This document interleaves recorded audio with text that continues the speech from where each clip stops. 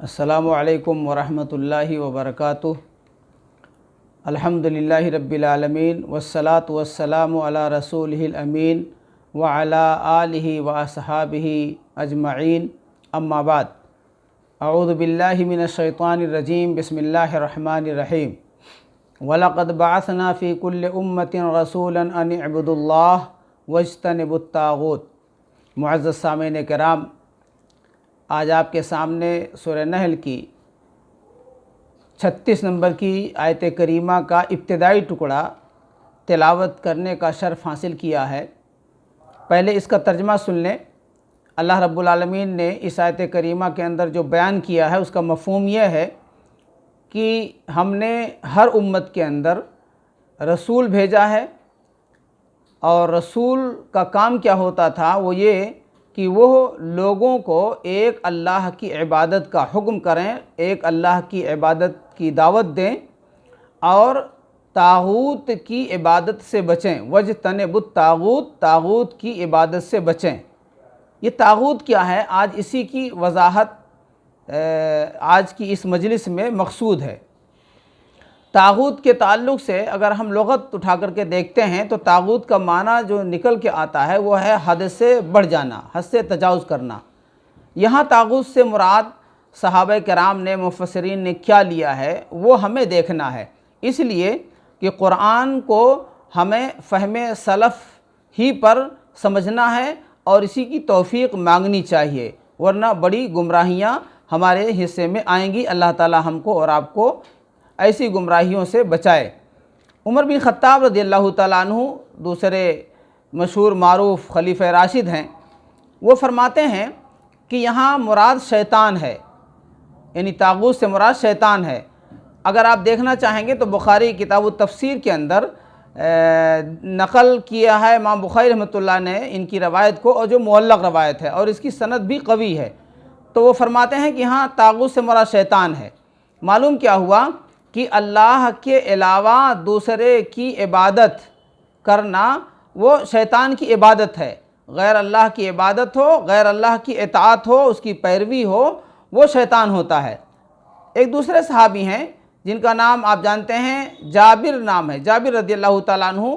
वो बयान फरमाते हैं कि तागूत से मुराद वो काहिन है जिस पर शैतान आते हैं। ये कौल भी, यानी ये मौक़ूफ़ हदीस भी बुखारी किताब तफसीर के अंदर मुअल्लक़न इमाम बुखारी रहमतुल्लाह अलैह नक़ल किया है। ये दो सहाबे कराम हैं जिनका बयान आपने सुना कि तागूत से मुराद शैतान या इंसान जो काहिन है जिस पर शैतान आता है। मालूम क्या हुआ कि अल्लाह के अलावा शैतान की इबादत तागूत है, अल्लाह के अलावा इंसान जो काहिन होता है, शैतान का दोस्त होता है, उसकी इबादत वो तागूत की इबादत है। एक बहुत बड़े इमाम है, इमाम मुजाहिद रहमतुल्लाह अलैह, वो बयान फरमाते हैं कि तागूत से मुराद वो शैतान है जो इंसानी सूरत में होता है, जिसके पास लोग अपने मुख्तलिफ़ मामलात लेकर के जाते हैं और अपने मामलात उससे हल कराते हैं। तो मालूम क्या हुआ कि तागूत से मुराद शैतान के साथ साथ इंसान है, और वो इंसान है जो इंसान शैतानी रविश पर है। एक बहुत मशहूर मारूफ़ इमाम है, अइम्मे अरबा में से इमाम मालिक रहमतुल्लाह अलैह, वो बयान फरमाते हैं कि तागूत से मुराद क्या है। और मैं समझता हूँ अक्सर लोगों ने लिखा भी है कि हर तारीफ़ से ज़्यादा जामे तारीफ़ इमाम मालिक रहमतुल्लाह अलैह की है। उनकी तारीफ़ वो है, ये है कि हर वो चीज़ इससे मुराद है जिसकी अल्लाह के सिवा इबादत की जाए, अल्लाह के सिवा जिसकी इबादत की जाए, अल्लाह को छोड़ करके जिसकी इताअत व पैरवी की जाए, वो तागूत है। वो चाहे इंसान हो, चाहे शैतान हो, या इन दोनों के अलावा कोई भी हो, शजर हजर, जानवर, चरिंद परिंद, कोई भी हो, वो सब तागूत में आ जाएंगे।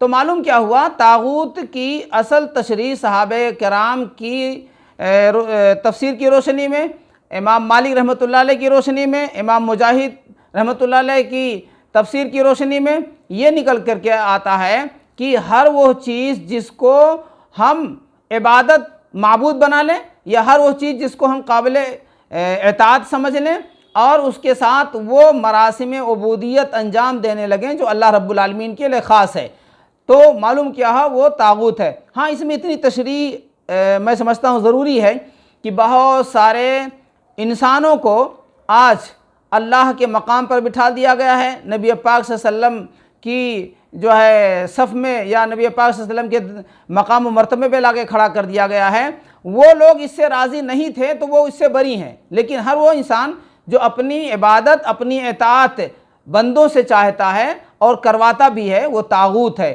لہٰذا ہم کو اور آپ کو چاہیے کہ طاغوت سے ہمیں اور آپ کو بچنا چاہیے اور خالص اللہ کی اطاعت اور عبادت کرنی چاہیے۔ علامہ ابن قیم رحمۃ اللہ علیہ کی بات آپ کو سنا کر کے میں اپنی بات ختم کرتا ہوں۔ علامہ ابن قیم رحمۃ اللہ علیہ جو علامہ ابن تیمیہ رحمۃ اللہ علیہ کے شاگرد رشید ہیں، فرماتے ہیں کہ طاغوت ہر وہ چیز ہے جسے بندہ اس کی حد سے بڑھا دے اور اسے اپنا معبود بنا لے اور اپنا متبوع بنا لے، یعنی قابل اطاعت مان لے، اسے اسی کی عبادت کرے، اس کی ہر بات کو مانے، وہ جو حلال کہے حلال، جو حرام کہے وہ حرام، جو کچھ وہ بیان کرے اسی کو شریعت مان لے۔ تو ہر بندہ جس کو اس کی حد سے بڑھا دیا جائے اور اس کی ہر بات قابل اتباع مان لی جائے تو وہ بھی طاغوت کے درجے میں آتا ہے، اور طاغوت کے لیے ضروری ہے کہ وہ بندہ بھی اس سے راضی ہو کہ ہاں ایسی بات ہمارے ساتھ ہونی چاہیے۔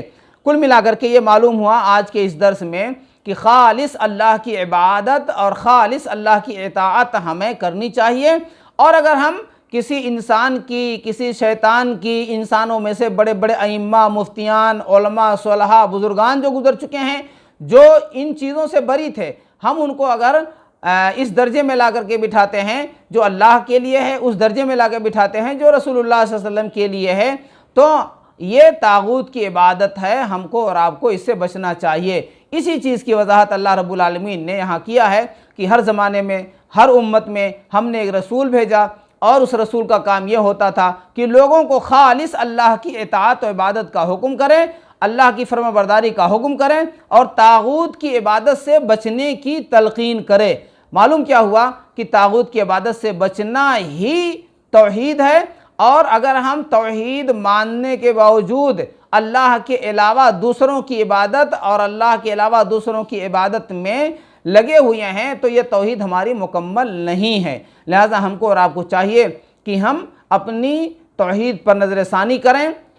ہم جو عبادت کرتے ہیں، اللہ کی اطاعت و فرمانبرداری کرتے ہیں، نبی پاک صلی اللہ علیہ وسلم کی شریعت کی اطاعت و فرمانبرداری کرتے ہیں، اس کو ہم بنظر غائب دیکھتے رہیں کہ ایسا تو نہیں کہ اس میں طاغوت کی آمیزش ہو رہی ہے۔ اللہ تعالیٰ سے دعا کرتے ہیں کہ اللہ تعالیٰ ہم کو اور آپ کو خالص عبادت اللہ کی کرنے کی توفیق عطا فرمائے، طاغوت کی عبادت سے بچائے۔ طاغوت چاہے وہ شیطان ہوں، چاہے انسانوں میں سے ہوں یا کسی اور میں سے ہوں، اللہ تعالیٰ ہمیں بچائے۔ اور اگر بھول چوک میں ہم سے ایسی غلطی ہو گئی ہے تو ہم صدق دل سے اللہ رب العالمین سے ہمیشہ توبہ کرتے رہیں، معافی مانگتے رہیں، شرمندہ ہوتے رہیں۔ اللہ رب العالمین کو انشاءاللہ غفور، رحمان اور رحیم پائیں گے۔ آج کی اس نشست کو یہیں پر ختم کرتے ہیں۔ اللہ سے دعا کرتے ہیں اللہ تعالیٰ ہم کو اور آپ کو دنیا میں آخرت میں دونوں جگہوں پر توحید کا بدلہ عطا فرمائے۔ السلام علیکم ورحمۃ اللہ وبرکاتہ۔